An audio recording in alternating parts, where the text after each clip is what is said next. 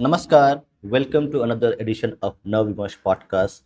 So today in the NV Talk Show, we have with us author and former CEO of Tata Elxsi, Mr. Devarajan. So namaste, sir. Namaste, namaste. Good to connect with you. Thank you, sir, for your time. We really appreciate that from your busy schedule, you have given us an hour and a half to discuss your first book. Is it your first book or Yes, this is my first book. yeah, so your debut book, the name is Designed to Win. Okay, the Tata Elxsi story.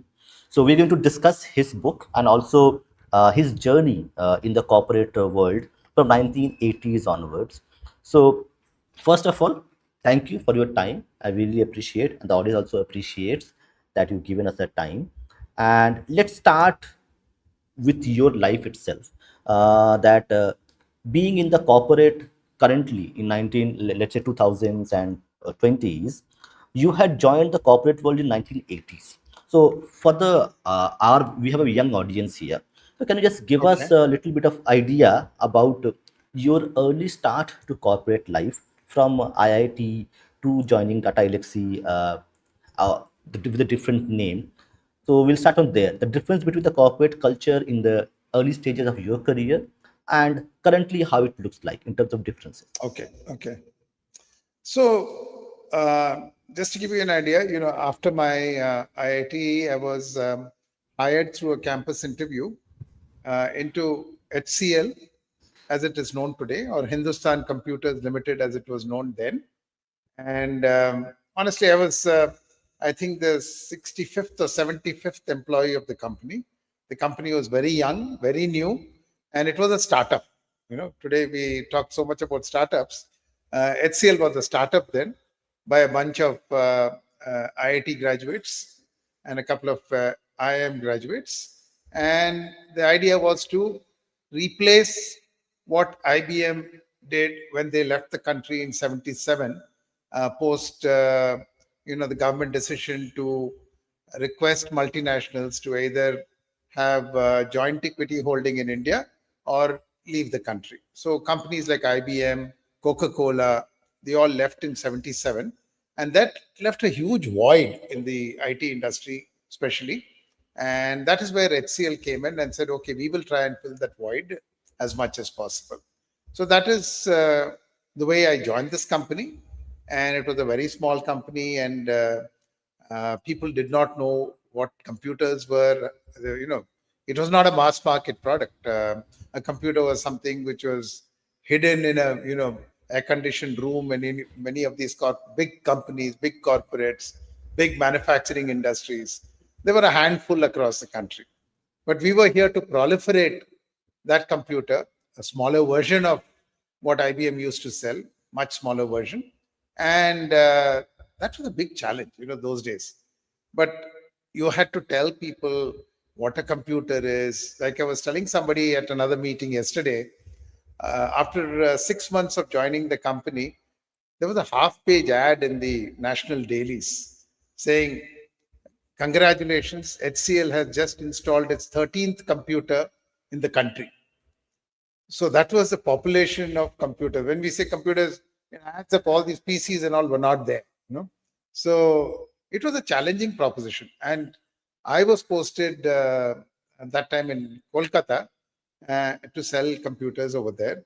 And Kolkata being Kolkata, it's a very vibrant place where it's very difficult to make a penetration with computers, because the trade unions were very strong then, and people were abhorring computers, thinking that it will lay off people. Where will I go? I will lose my job, and those kind of things. And against all odds, we actually built up a market which was very challenging, very interesting, and very different from what it is today. The challenges are different, the market is different, times are different, but then it was what it was then, and it is something else today. So that is Thank you. something, yeah, which was very interesting for me.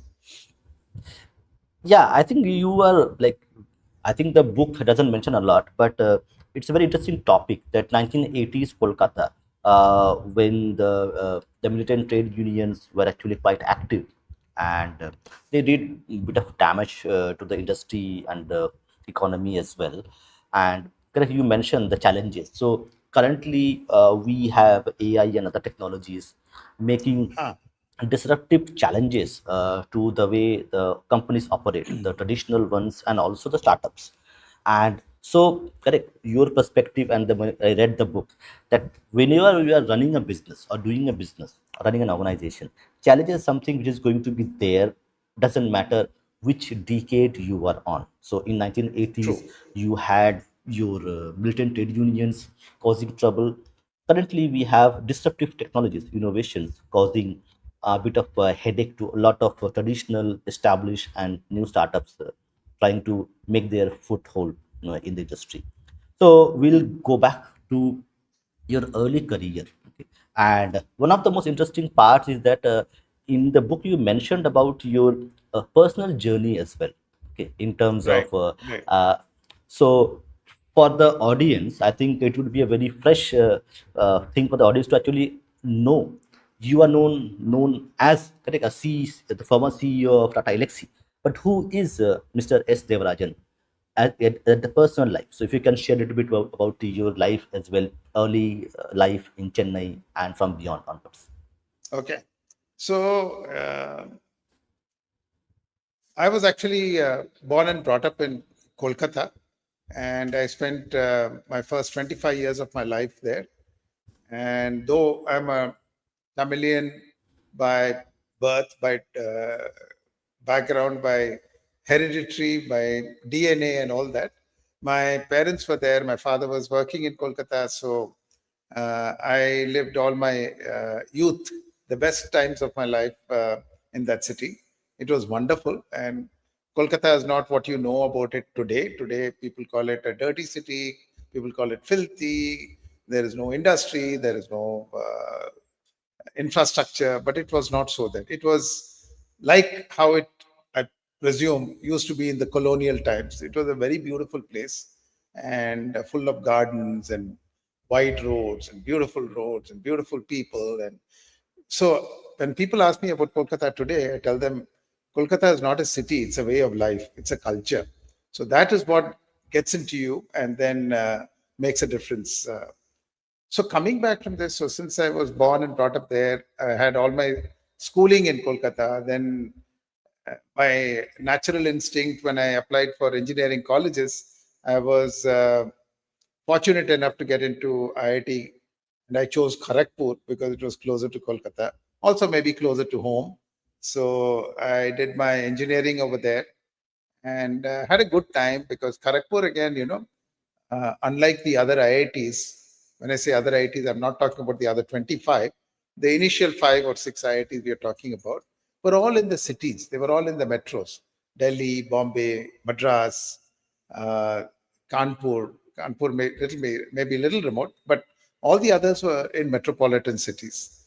But Kharagpur was quite far away from Kolkata, and it was a small village, small town, and the best way we students and the faculty could enjoy uh, Kharagpur was to create a life for ourselves.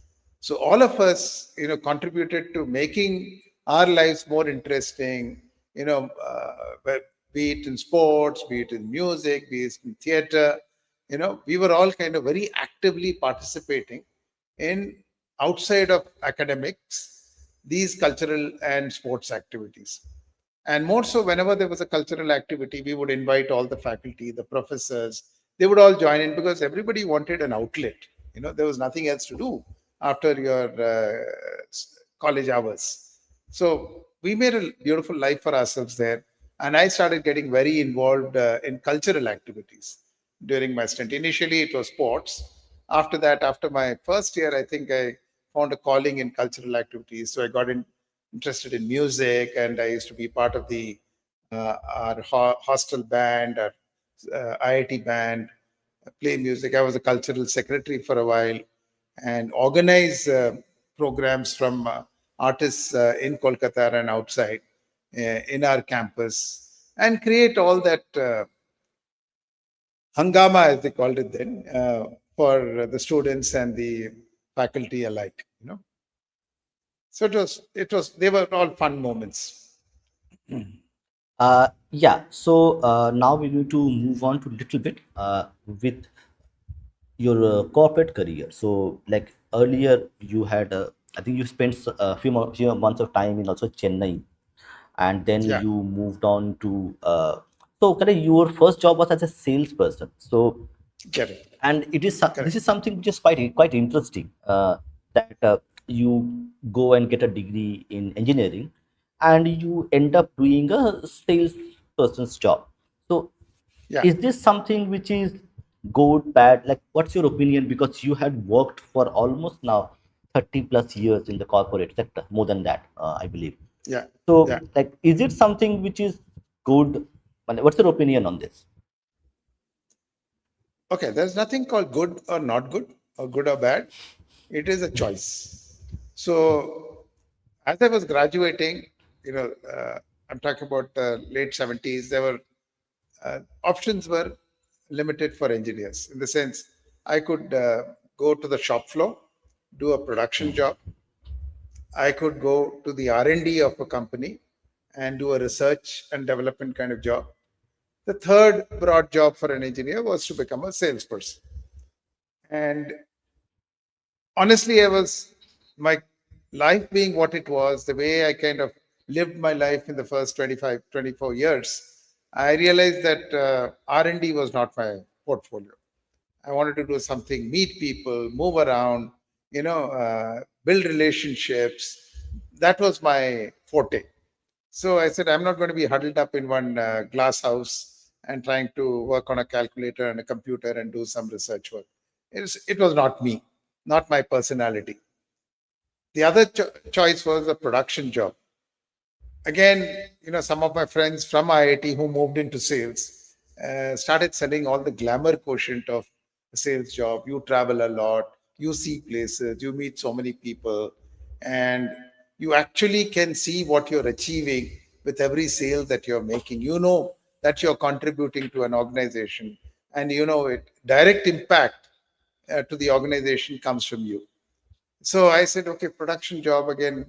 I don't want to soil my hands in a shop floor and working on a, lathe machine or whatever like that, or transformers. So I said, let me try my hand at the sales job. After all, I'm,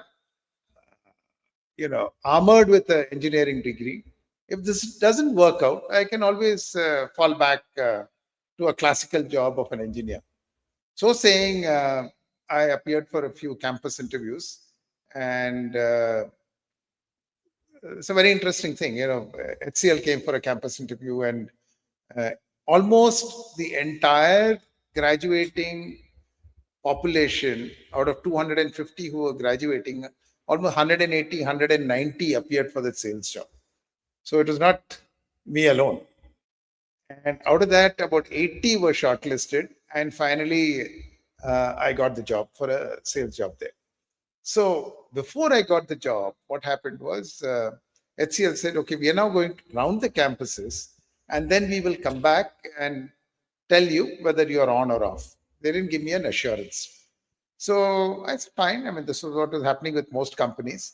And after that, there's this engineering company from headquartered in Calcutta. It was a multinational called Chloride India. They make the famous Excite batteries that you know. And they came for an interview, and then we talked with the head of personal management, as they called them those days. We talked a bit, and then after about half an hour, 1 hour of discussions, he said, "We'd like you to join us as a salesperson in Chloride India. Are you ready?" I said, "Yeah." So, what? How much are you going to be paying me? What are the salaries like? So he was offering something which was about 50 rupees less than what HCL was offering. 50 rupees went a long way, those days. So don't get me wrong here. So I said, okay, but Chloride is a big name. Nobody knew HCL. It's a new name, but it's a computer company. Whilst the final round of discussions was going on with that gentleman, my professor of placements ran into the discussion room. He said, this interview must stop now. So both of us looked at him and said, what happened, Professor? No, no, no, no, don't continue. So the gentleman across, he said, No, I'm almost done with Devarajan. I think he's ready to join us. So why should I stop the interview? No, he's got an offer from HCL to join the company. That's fine, but he has a choice now, is what that gentleman said. So professor said, no. The rule of the campus is you get only one job. The first job you get, you're done with that. You cannot have two jobs on hand. You have to give equal opportunity to the other students. So please stop this interview. Very disappointedly, he stopped the interview, and professor called me to his cabin. And as I was heading out, he came back. This guy called me, and he said, "If ever you're unhappy with HCL, please don't hesitate to give me a ping. I'll be happy to take you." I felt really glad, very elated that you know, as a youngster, you're so much in demand. Somebody said, "Why don't you come and join me if you're not unhappy? If you're not happy elsewhere?" Which I felt, was very motivating for me. These are milestones in your life, which you carry with you as something very deep and very sentimental. Then Professor gave me the offer letter from HCL and showed me all the details. And that's how my career into IT came about. So a TV channel many years ago, when I became the CEO of Tata Elxsi, actually mentioned as their closing line after interviewing my personal life at Tata Elxsi. They closed with a personal line tagline which said, IT's gain was chloride's loss." So that's what he said, which I thought was That's a very very that's a nice. very Yeah. interesting quote. Yeah. So now we'll move on to the book itself. So currently, when I read the book about Tata Elxsi, so it is into many verticals. Okay, from Correct. Correct. healthcare to media to also industrial engineering. Okay, so a lot of Hmm. vertical. So why don't you just start and give us overview of the early stages of Tata Elxsi's birth and where you were there and how your contribution was Okay. there. So we can start with the Okay. journey of Tata Elxsi.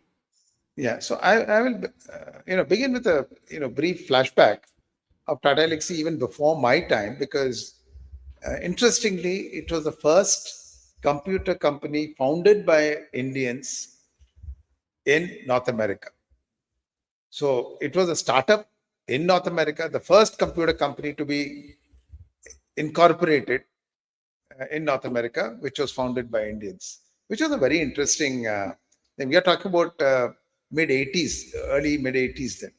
And what happened was the founder was one Mr. Thambi Thomas, a BITS Pilani graduate, finally from Stanford. And he was a chip designer. And he decided to get into this business. And somewhere along the line, Tata's also wanted to be in the high technology business. But the government regulatory permissions would not allow all these technologies to be owned by the private companies. They were all public sector companies like Bharat Electronics and BHEL and semiconductor complex in Chandigarh. All these were owned by private enterprise, public enterprise, not by private enterprises. And the relationship between India and the United States was not very strong and cordial those days to allow these technology flows to come into India. Thirdly, India was still a closed economy, and we could not afford to pay any money to even import this technology as private enterprises. So, having said that, but Mr. Tata was trying to find a via media, and there was a request from Elxsi Corp those days, seeking some funds over and above what they got from the venture capitalists. So, Tata's used to do a lot of exports of leather goods and other stuff from Tata. So there was an element of foreign exchange earning which was there with the company. So they decided to put in a few $1 million into Elxsi Corporation and build a joint venture. The outcome of that was very clear. They said you can have the technology and the product to be absorbed and sold in the Asian and Indian markets, not in Europe and North America. That is restricted to the Elxsi Corp. Tata Elxsi was then formed and based out of Singapore, where we were also manufacturing exactly what Elxsi in US was manufacturing parallelly because the technology transfer was complete. And we were selling to the Australian market, Asia Pacific market. China was a very big market. And India also started to become a market for many of these computers. And then, when all this happened, Elxsi was outbeaten in technology by the latest chip technologies that came into the market called the RISC technology. When they came in, Elxsi had to have a backseat because they could not keep up. Those were much lower cost and high powered computers that could be made with those chips. So we kind of got run over in the race. And hence, another company in the US absorbed Elxsi, while Tata Elxsi here decided to move to India and service the Indian market, being seeing it as a very large potential. So that is the journey of Tata Elxsi into India. However, when we moved to India, we bought in all the capital goods from Elxsi, all the kits for manufacturing Elxsi computers here, and all that happened. And parallelly, Elxsi shut down there. So we decided, let's not place our bets on this horse. Let's look at an alternate product. So a very similar alternate product was seen in the US, which was called, came from a company called Silicon Graphics. They made very high-end graphic workstations, very high-end computing servers, and except for the graphic workstations, their products almost mirrored the Elxsi computers. So we said, let's tie up with them and imported. We had a know-how transfer, paid license fees, imported kits, imported manufacturing technologies from them. We were saddled with that, saddled with Elxsi capital goods, and the 1991 the government opened up the economy and said free imports are allowed now into the country for whatever you want. So computers could be imported freely. So we would be left behind if we stayed on with this technology. We would be left behind because of our intent to only manufacture and not buy and distribute. So around that time is when I joined the company, and then we decided, let's get into the distribution mode because we can have access to the latest technology all the time. So we don't have to depend on what we manufacture and sell. As the technology gets advanced abroad, we have access to the same thing here by importing it. But to do that, what happened? We were saddled with so much of all our equity was invested in all the capital goods and the kits that we had imported earlier. So we were in very, very deep losses. And that's what happened. And I was hired to say, can you turn this company around? And this was by none other than the founder of TCS, Mr. F.C. Kohli, who also happened to be the chairman of my company, Tata Elxsi, and who also is well known as the father of the IT industry in India. So when he called me and said, Devarajan, can you do this? Can you take on this job and turn around this company? It was one of the most elating moments in my life. A man of his stature, his seniority, his glamour quotient was so high in the industry. And when he invites you and says, can you do this for me? I couldn't say no.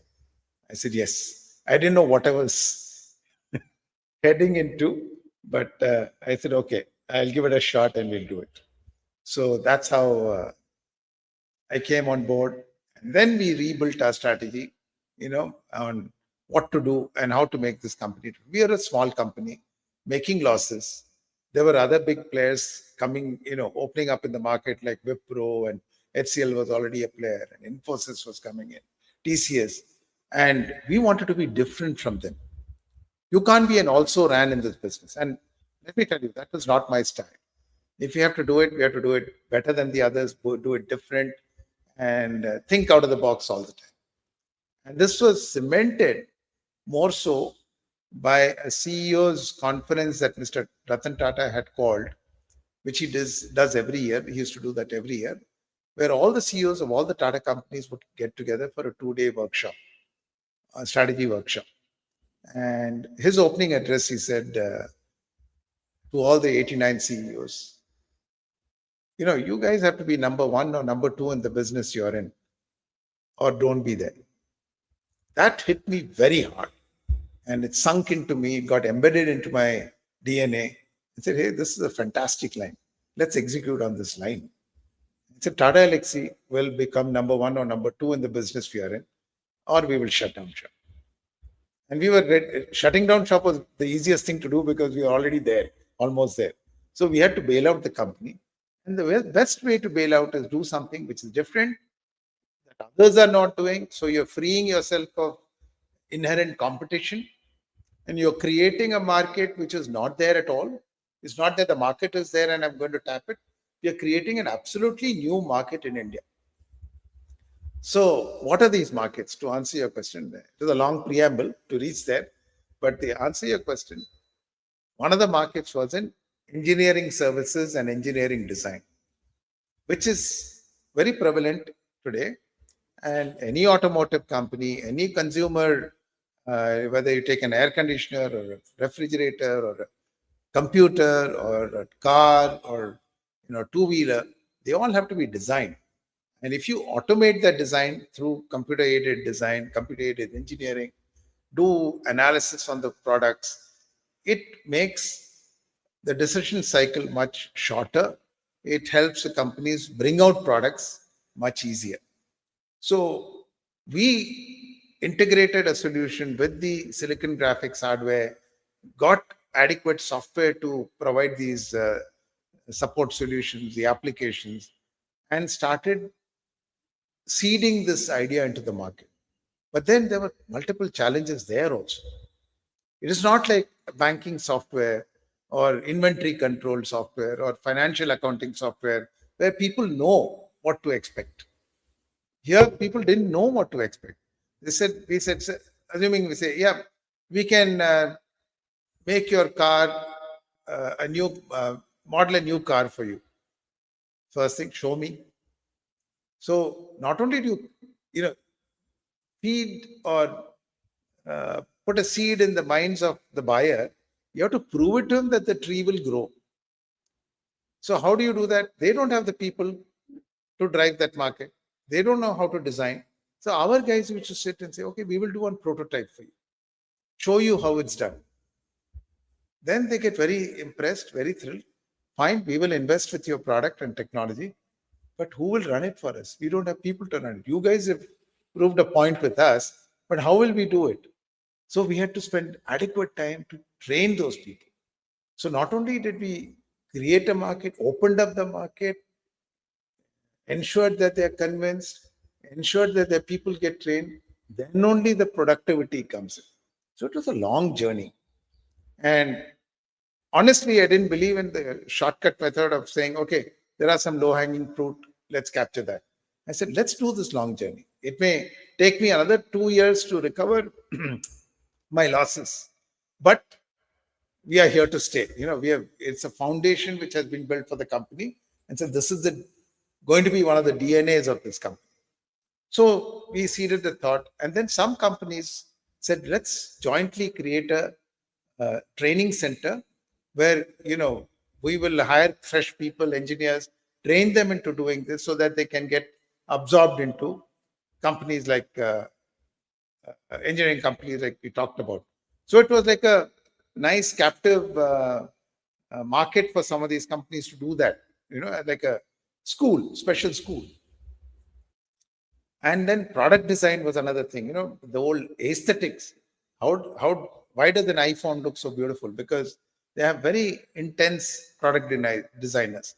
Each year, new TVs come out, they look more sleeker, better. So we had software for product design too. So we went to IIT Bombay. They had an industrial design center. We said, we will provide all the solutions. Start training your students into this with these tools. We will help you. We created courseware with them. National Institute of Design in Ahmedabad. We created courseware for them and said, teach the students this so that we have people coming out.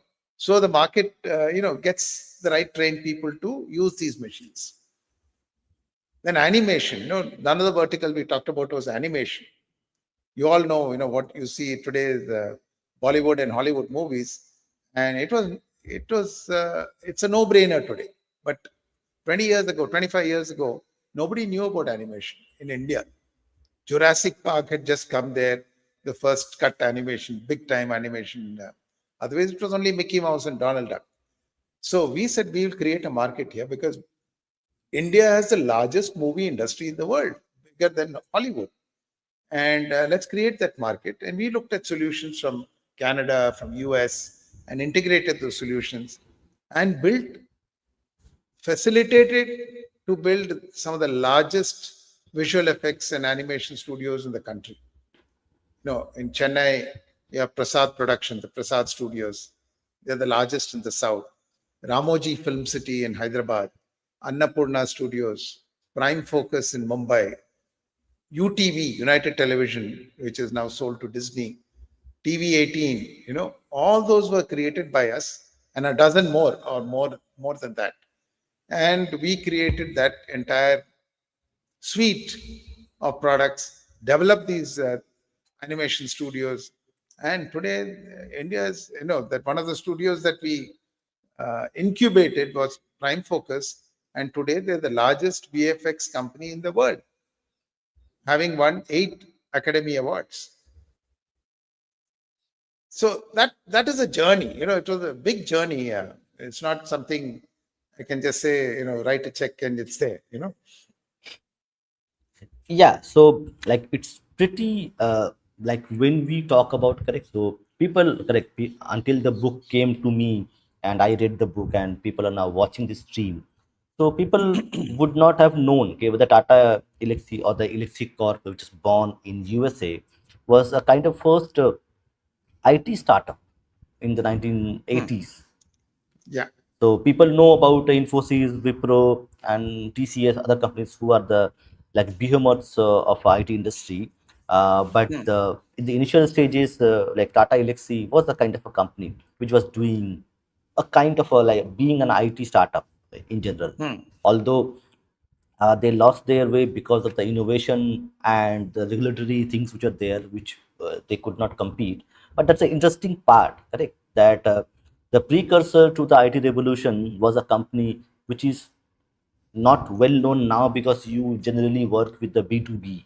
So I think Yeah. B2C segment is something which is not very major component of your overall sales and No. growth, because you are doing B2B. So people will Correct. not be knowing. And that's a kind of a thing which happens, that the branding kind of thing. So I want to just move on with discussing about the Tata Group's work culture, its culture of innovation, its culture of investments. So how Tata Group is different in terms of other corporate houses, and correct, how their human resource management, their culture of investment, the culture of innovation, correct, as you mentioned, the Tata Group chairman takes all the CEOs of the internal companies, which the Tata Elxsi is a part of it, and does the strategy session and give them the confidence and the investments and the resources to actually build and take up new challenges. So how it is different from any other organization, and how unique it is in India specifically? So, honestly, I wouldn't like to compare it with any other organization. I can tell you what we were and what we are, and because I've not worked in other corporate houses, I don't know the insights. So I will not, I will beg to hold back my critical comments on that. But as a Tata person who's worked in the group for so many years, I can say the way Tata's work is, their work culture is, first of all, extremely ethical, highly ethical work culture. No deviation from that. If you're caught being unethical, you're gone.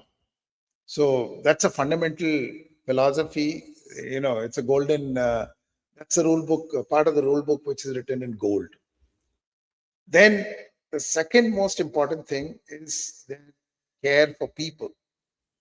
So it's a very empathetic kind of company. And if you look at the old school of the Tata Group, people have worked till they're 80, 90, 100 in the company. So when Mr. Ratan Tata came, he changed and gave it a proper retirement age, and for the directors, retirement age for employees. Otherwise, if you're good, you continue as long as you want. It was very family or very Japanese kind of outlook. Uh, that worked then. It may not work today. Because you need brighter people, younger people, more nimble people. The world is changing a lot, and the best part I would say is the autonomy.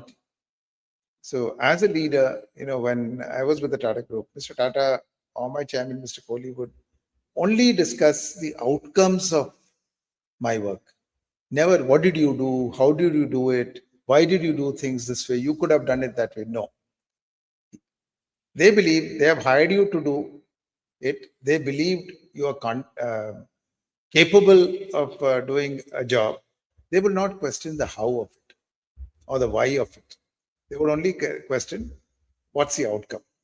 You promised this, you said you would do this. Where are we with respect to that?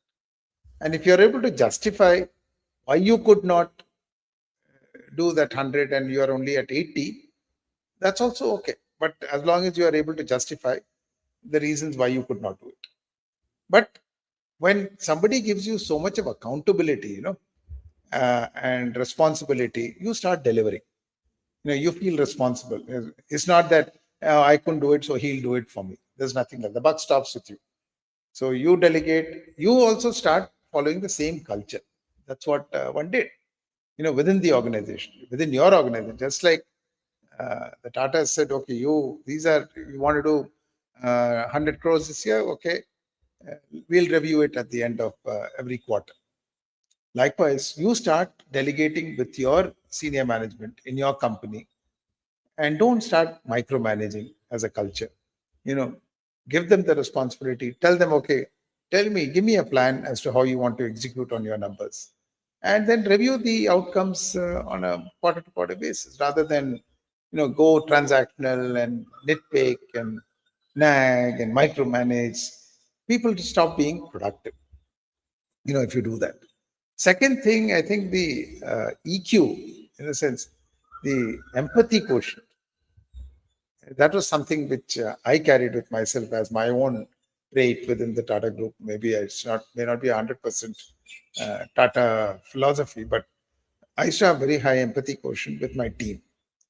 I mean, it was the relationship, the connect I had, and because of that, there's one philosophy which I carry and which I believe in very strongly, that people work for people. People don't work for companies. So, moment that happens, you need to connect better with the people. Why does somebody leave the company? Because they're not happy with the boss, not because they got a better salary. They got a better salary because they were not happy with the boss. They looked out and found they were getting a better salary. Why would I get a better salary? Because I will not move if I'm getting the same salary. So you have to pay me better for me to move my job. So the reasons that employees give today, I'm moving because I got a better salary, is all bunkum. You're not happy with your boss, so you're going. So for that, there's other philosophy that I carry is 70% of your awake time, you're at work. So in that 70% of your awake time, if you're not happy doing what you're doing, then something is wrong. Two or three things could be wrong. You're doing the wrong job. You're not cut out for this work, but you've been pushed into doing this work. So you're not happy. You've been actually delegated, or you bought yourself to do something which you didn't realize you're not capable of. It's a personal mistake. That's possible. Third is, every day when you come to office, you're not happy seeing your boss because you don't have a proper equation with him. So you're not happy. And somebody who's like that, I think first thing you should do is look for a job internally. Talk to your peer group, talk to your HR and say, hey, listen, I'm not being productive here. Can I get myself another opportunity in some other field within the company? Try that out. If that's also not working, then I think you should go. Because if you continue in that environment, the team around you is full of negativity because of you. You're pulling down productivity in the organization. So these are some of the philosophies I carried with me, and I believe along with the Tata culture, the Tata philosophy, blended and made me successful. Further, one more question on this. You Mhm. mentioned, correct? So you have the option of actually choosing, or maybe request to work on a different field which excites more, because end of the day, like empathy is there, correct? EQ Hmm. quotient. So in that context, fear of failure, correct, is a kind of a it's an Indian psyche that we Hmm. don't like failures, okay, in terms of the way things are done. How does in the Tata group, correct, how this is taken care of? Because you mentioned, correct, so you, the Tata group, or their human resource management is such a way that you can request, okay, okay, I am not feeling, I don't have the right kind of equations or the skills here, why don't you let me do some other work, I want to do this work. So this Hmm. culture of actually being open and honest from the management side and the employee side, so that the employee can actually be more productive in other domains of skill sets which Correct. he Correct. might possess. So Hmm. with that, this admission that I am not able to do this thing is a kind of a, like, most Indians would not say I can't do this. They'll say I can do everything, because there is Hmm. the fear of failure which is attached to Indian psyche. How is it different in Tata group in terms of their management style? See, this measure is very easy. Na? If I can't, I can start by saying I can do everything, but as I go along, Hmm. if I'm not able to perform my activities, it is obvious, blatant for me, my boss, and people around me. So there's whether the Indian psyche allows me to disclose that or not, it's already open to everybody around me. Na? My boss knows this guy, I've given him this task, you know, as a salesperson, he's not able to do much. Maybe he's not meant to be a salesperson, maybe a marketing guy, he could be a good marketing guy, you know, not a front end sales guy. So this is something that opens up in front of everybody. I may start with the notion or with the ideology that I can do everything, but proof of the pudding is tomorrow, na? It'll show up. So when it shows up, as a manager, it is my job first before he comes up. I agree. There will be a sense of apprehension, a sense of shyness to come up and say, I have a problem. You should call him and have a discussion with him, one on one discussion. Hey, listen, guy, looks like there's things are not going right for you. When can we look at opportunities? And if I know, having worked with this person for so many years, the guy is not performing, but he's a good guy. Sometimes you can figure out, no, he's intelligent, he's smart, he's good, but he's dialed the wrong number. And I have also dialed the wrong number for him. So, see, all these things come together. It is not like, a single point decision. All these things you have to correlate. If you feel this is a good, honest, smart, intelligent kid, and he's unfortunately in the wrong place, and you can by then gauge, where he could be useful. That will also come out in the process of his failure. And it's a process. It's not something you pick and place. Yeah, because I asked this question because I was also working with the Tata Group company in Kolkata, the Tata Center Hmm. at Chorongi. So Ah. that company was actually making loss for, I think, four quarters, or like 2 years almost. They were Mhm. making losses, but still they were actually getting funds. They were actually innovating. So I observed that part, that the not able to do something, it might take time for the that specific company to grow and become profitable. So that patience is there within the organization in terms Hmm. of their structure and management. So I thought, Yeah. okay, this is something which needs to be like highlighted, that okay, not every Indian organization is going to be like cutthroat competition where if you fail once, you are not getting a second chance. But Huh. within the Tata group, you do have that option. Yeah. Yeah. So the management is patient with their investment, Hmm. and they will give you opportunities to actually improve upon them in case new Especially if skills are that required. Or if the person, especially if the person has all the other quality. He's good, he's intelligent, he's smart, but he's in the wrong place. If all that is not there also, then he's a wrong hire. Exactly, Hmm. exactly. Yeah. Yeah. So now coming back to the book itself, correct? So Hmm. you mentioned that the Tata Elxsi was not making a profit; it was on the verge of shutting down, and the group CEOs came and asked you, Mr. Kohli asked you to come, and why don't you help this company and save its to become a profitable. So, what kind of management lessons you have learned? What kind of techniques that you have used? Because a lot of people also might be watching it, and it's a lesson for them. Somebody might be running their small shop, or somebody might be running their small companies. So, what kind of management lessons that you have learned while handling that challenge of turning a loss-making company to a profit-making company? Okay.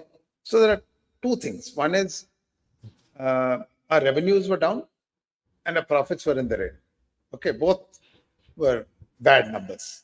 So one of the strategies, I mean, the strategy that I talked about a little earlier is to get into businesses with has not least resistance, but least resistance in competition. But here I had the challenge of creating a market, like I said, engineering services or whether it was animation. They were all new markets, but I believed in them. And I had a fabulous team with me. I have kept them highly motivated to sail this ship with me and bring it ashore, and said, let's not sink this place. Let's all work together. It is not, it's like a sports team, I would say. We work like a sports team, not like a football team or a cricket team. It was not like the captain and the rest. We were all running together. We were scoring goals together. We were failing together. So the team, that is where I said the empathy quotient should be high. Carry the team with you and let's do it. It's like, let's do it together. And honestly, the team was superb. They said, we will do it for you. And during those 2 or 3 years when we were struggling, not one person left the ship. They all worked with me and said, we are going to make it happen. So that is one thing, the team building, the cohesiveness and trust. The trust that we will succeed together has to be there, and you have to create that environment. And so when we created these new markets that I talked about, the revenue started growing. But still, we had all these backlog of losses. So the turnover started moving, and rising up. But when you're selling to the domestic market, the system integration that you're doing, your margin levels are not very high. Anything that you sell, any IT services or IT solution domestic market, the margins are much lower. So now that the revenues were growing up, I said, now let's look at another strategy to how to improve the margins, the profitability. Because once the profit grows, then my losses can be cut off. So one way to look at profits, I thought, was looking at overseas services, like all IT services that the other companies are doing. Let's do services in technology. In the same field that we are doing in the domestic market, let's do services in the overseas market. Now, how do we do that? Everybody was running to North America, Europe, and US to look at software business. You take TCS, Infosys, Wipro, HCL, all were running there. The top 20 companies in the market were running there. Then I thought we were a small name. We didn't have the prowess and the strength and muscle to fight with these guys in the US market. And again, let's look at something different. Let's think out of the box. I said, let them all run there. We will run to Japan. So when everybody was going east, we went to a lesser competition geography, which was Japan. And again, let me tell you, that was not an easy market because it was not proven with the Indian software services. Nobody was there. The all the Indian big wigs were not there. So they didn't know what we were talking about. But what did we tell them? We will help you design. We will help you solve your problems in high tech areas. And again, we did benchmarking, proof of concept, showed it to them as to what we can do. It was a long journey, but we did it with perseverance. We studied the market, studied their culture, which was very important. Their quality systems were very stringent compared to anywhere else in the world. So we adopted their quality systems, ensured that we were ready with the level of quality that they would desire. and we made a breakthrough. And we made a big breakthrough. I think our first breakthrough was with Hitachi. And they said, in the medical devices product, and we made some state of the art products in that area for them, along with them. And once, the Japanese culture is again very word of mouth. They're a very family kind of environment compared to the Americans, where the left hand doesn't know what the right hand is doing. So here, moment Hitachi came, then Mitsubishi said, "Oh, you've done this for Hitachi. Let's work together." Toshiba said, "Let's work together." So one by one, the pins started falling. Then we had a proper case study with us, saying we've done all this for these Japanese companies. Now we said, let's go now to the US and start. We have references, we have proof of concept, we have credentials. And with that, we went there and only addressed again the technology space, not all this financial services and BFSI and all that. And Yeah, that reaped very in interesting. profits. Yeah. Very interesting. Correct. Correct. So, like looking for, I think there are a few things which I have observed. So, one is that if you're not the top three, move out and find some new sectors where you can invest and Correct. grow, and also find new niches where you have less competition and grow your. You have the opportunity to actually grow a market there or create a market, Hmm. as Hmm. Steve Jobs has mentioned in his various his very famous speech, that if you cannot predict as an entrepreneur that what will be the requirement of that person after 10 years, then you're not an entrepreneur. The entrepreneur is Hmm. about who creates markets, Correct. anticipates what's going to be required, the demand which will be there. So that's how entrepreneurship like evolves over the years. True. So True. now I'm going to ask you a very normal question, but this question came about why this right now. Why this Hmm. book you have written? I could have asked this question in the initial stages, but then correct, it would be very trivial question. But now we have known your journey, your personal journey, your corporate journey, your challenges of being in corporate and uh, like building up a loss-making company to a profit-making company, creating new markets, shaping new technologies in terms of verticals that the company works in. So, why this book that you have written? Is there any inspiration, anything you want to give back to the society, or it's just your personal journey that you have documented in this book? Okay. Genuine as I am, I'll give you a very genuine answer. Okay. Yeah, yeah. This was not a very strategic thinking when I wrote this book. Okay. Don't think, oh, Devarajan wanted to tell the world how to re-strategize their business, or, how to not to succumb under pressure and how to turn around companies. All those mantras put aside. I had no intention of writing a book. I'm being very candid, very honest to the audience also. I had no intention of writing any book. I was enjoying my strategy consulting environment that I've been doing for now for 19 years. And idea is spend half your time doing consulting, other half pursue your hobbies, in my photography and my travels and all that. So that was I was chugging along in that terrain. Then I got a call from the current CEO of Tata Elxsi, Manoj. He called me and said, there's this investment banking company in Mumbai, and they want to know something about Tata Elxsi, the early days and all that. I said, listen, guy, you're there at the helm now. Why don't you tell them? He said, no, no, they want to know something about the very early days, and nobody else I thought of who knew that except you. I said, okay. Right from the beginning, they want to know. I said, okay, ask them to speak to me. So this guy calls me up from Mumbai and says, I'm coming next week. Can we spend an hour? I want to hear about the early beginnings and the turnaround and all those things that Tata Elxsi went through. I said, sure, if you want to hear the whole story, give me 2 hours. 1 hour will not do. So he said, okay. He came the following week and we met at a hotel in the coffee shop. Over a few cups of coffee, I started telling the story. Then he said, can I record it? I said, sure. So he put on his voice recorder and recorded. I spoke for about an hour and 40 minutes. I spoke from my heart. I spoke the whole story. beginning till the end to where we are today. And then at the end of it, he said, this has to go as a book, Mr. Devarajan, not just recorded like this. I said, see, you wanted the story, I've given it to you. Thank you very much. I wanted to kind of shake his hands and go away. He said, no, no, no, no, no. You have to tell the people what this is. A fascinating story about this company. Nobody knows the story. I said, now you know, na, Salil, you know the story. He said, no, you have to write a book.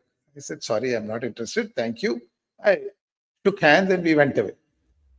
2 days later, I get a call from the publishing editor of Penguin.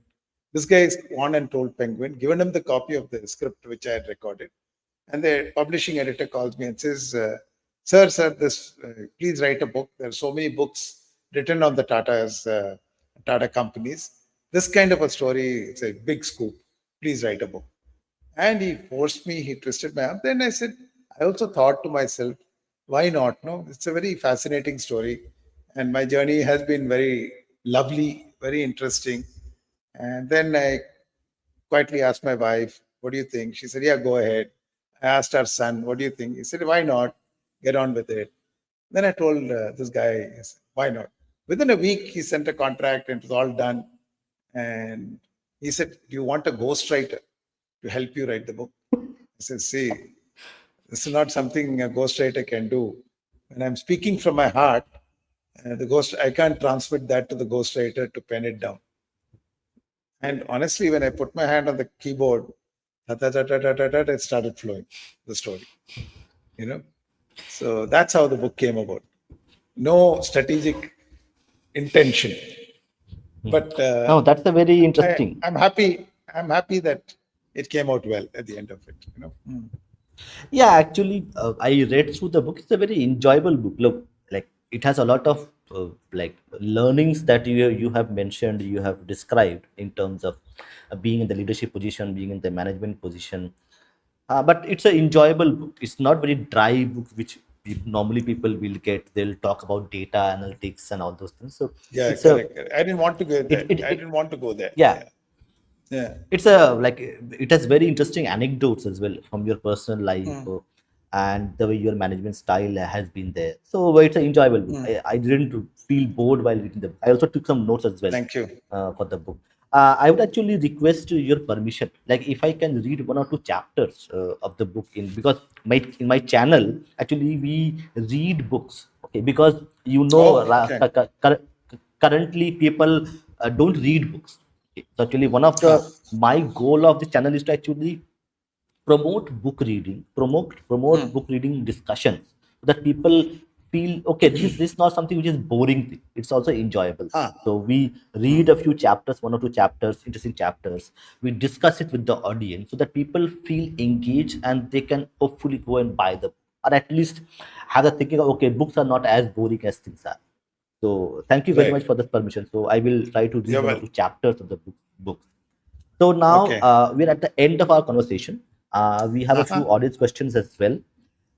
So okay, so this cover design, like is Huh. it something that you had done, or like it was done with your consultation? Because this white background and the blue and with the text are there. It's very minimalistic, but like very powerful in terms of like if you look at the book, you can actually read the Tata Elxsi story at the Huh. front, at the middle of it. Okay. So like, is there a like is it something that you did deliberately, or like some Yes, designer did yes. it for you?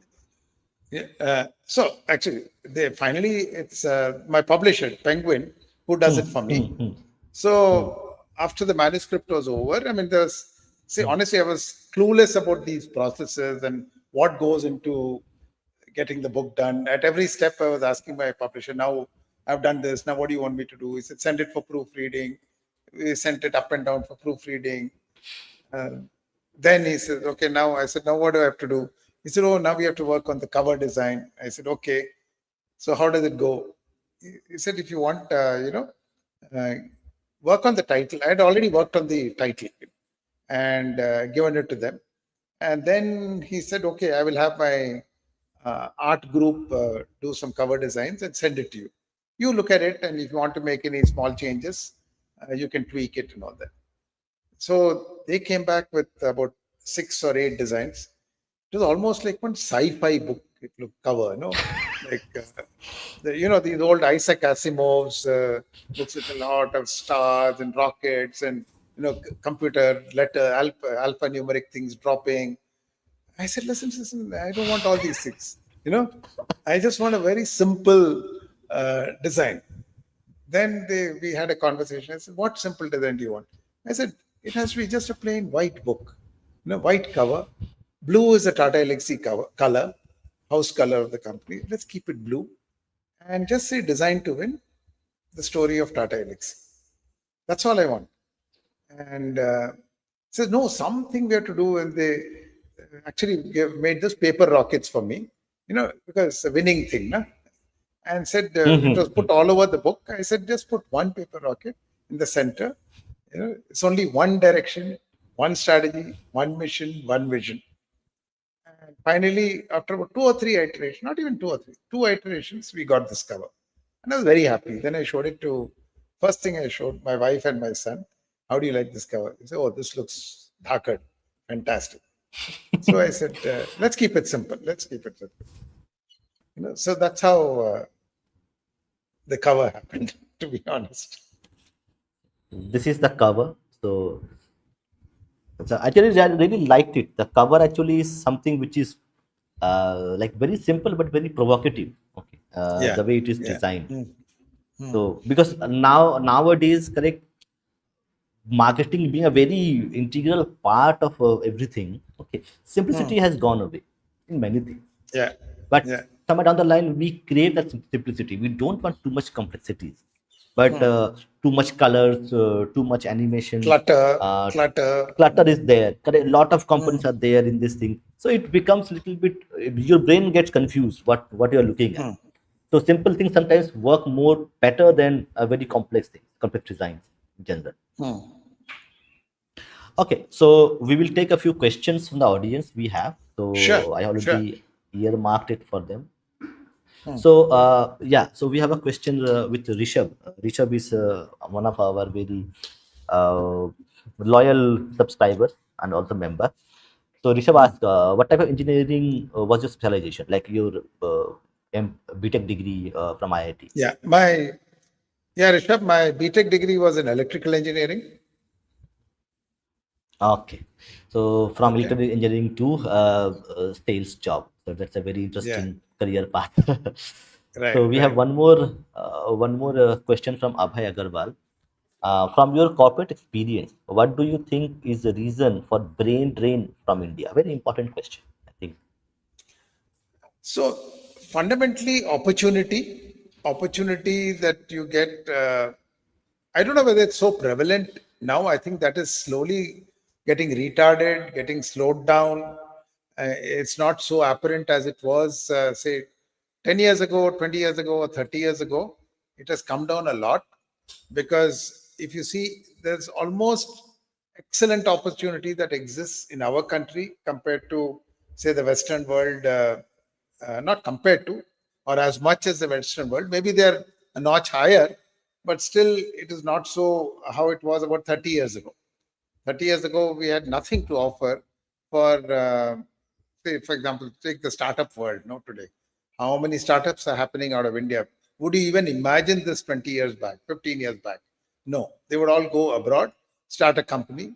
Like Elxsi Corp was again a startup, a brain drain from India, which started there and came back. The brain came back here through a beautiful canal, not a drain. So uh, that is the reason the opportunity, uh, financing. India could not finance well enough, say 20 years ago. There's not ample funds available. There were no VCs in this country. So if you wanted to do something on your own, it was very difficult. You had to borrow money from a bank, and public sector banks wouldn't give money. So it was an easy, low hanging fruit to go to the United States and say, okay, people look at your idea, give you the money, and you start up. So that is the reason for the brain drain that happened. But I think it has slowed down considerably now. And even people who are going out of the country are going for higher studies. and many are coming back to, many are coming back to continue in India. I think that Yeah, movement will continue, and we will see it yeah, improve over the years. yeah. We have one more question from Rishabh. So he asked, why the pivot to the US?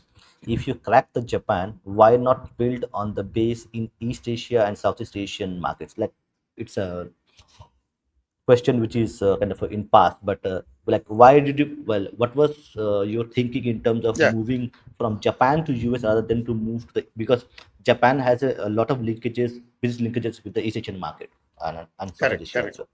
Yeah. So if you look at opportunities, let's look at opportunities. Who's this? Rishabh only, right? Yeah. So Yeah, Rishabh, Rishabh. if you look at, yeah, if you look at opportunities, Japan was not a big opportunity, but it was a focused opportunity which one could capitalize on then. So we capitalized on Japan because we wanted to be in a place which was less competition, and Japan is very good for high tech, is severely high technology. Products that are not even imagined in Europe and US are being designed in Japan even today. You know, we worked on technologies which were far ahead of its time in the rest of the world that we worked on in Japan. So after cracking that market, see what was the mission of the company? Mission of the company was to grow, become profitable, and become big. In the business that we were in.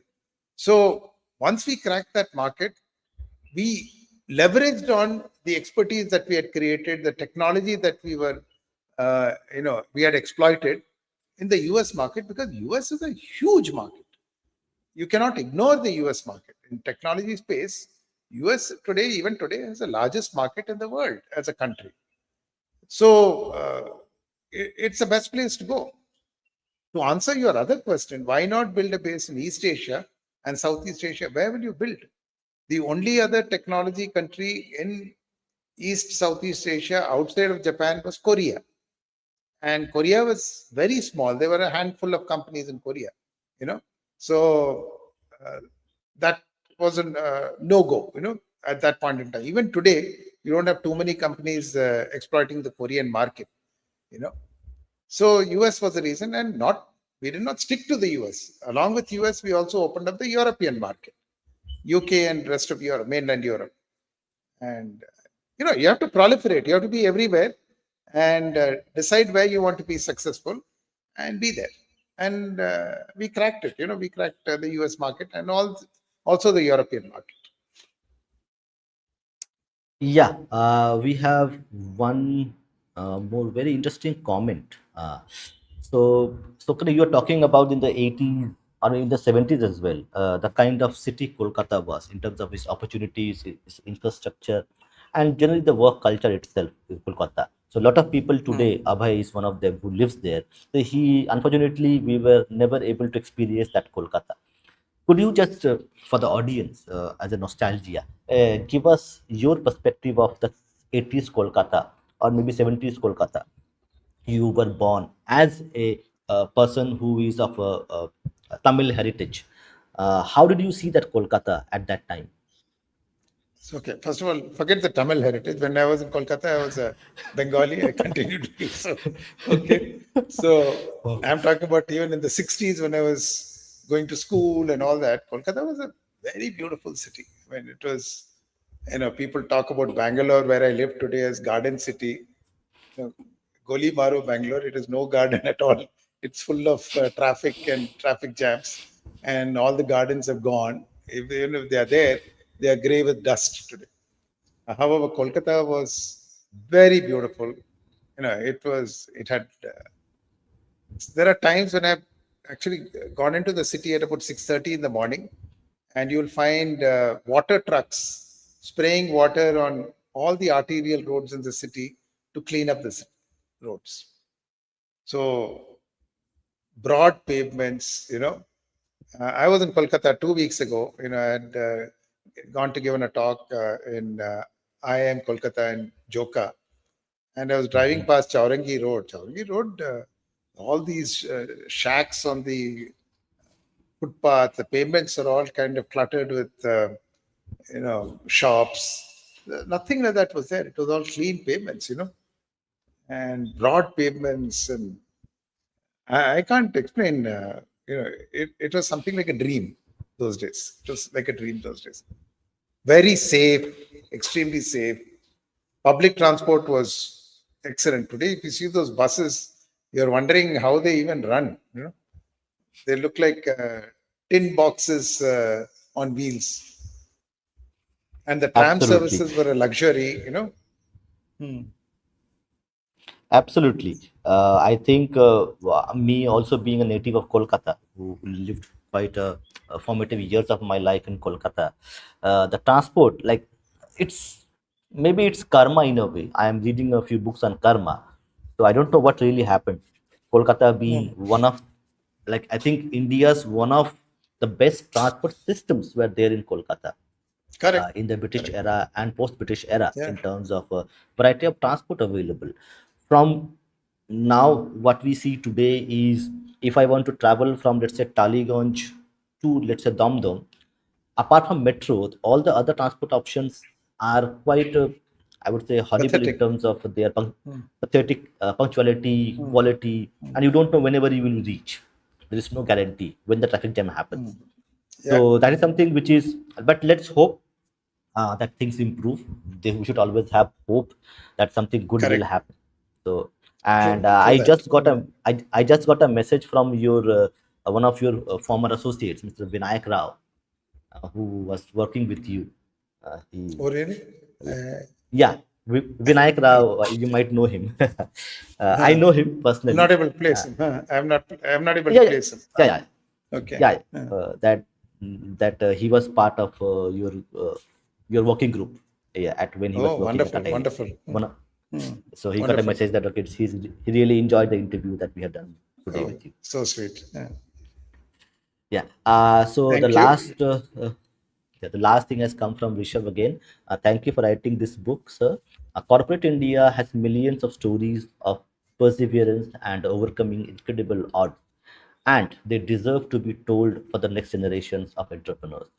So, last word to you, to all the budding entrepreneurs who want to build a new India, new startups, and make India, develop India to 2047, which is our our honorable PM's dream. So, last words to you on the entrepreneurs of tomorrow's India. Thank you very much. Thank you very much, all of you. And I hope you enjoyed the show. If you want to hear more about what happened at Tata Elxsi and in my personal world, please go ahead and get a copy of Design to Win. And if you are in Bangalore, let's meet and I can sign the book for you. Thank you very Yeah. much. Thank you So, very much.